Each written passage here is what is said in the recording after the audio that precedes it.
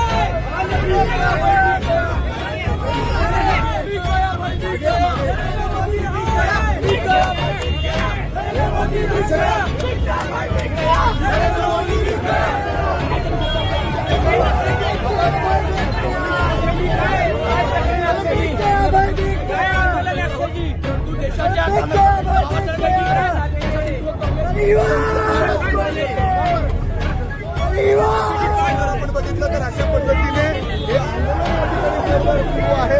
काँग्रेसच्या या सगळ्या युवा कार्यकर्त्यांनी सरकारमध्ये जो प्रत्येक तरुणाचा आवाज दाबण्याचं काम जे सुरू आहे, नरेंद्र मोदी साहेबांनी जे काही फाईल बद्दल केलेलं आहे, या प्रत्येक गोष्टी प्रत्येक जनता जाणते, प्रत्येक तरुणाचा आवाज आहे.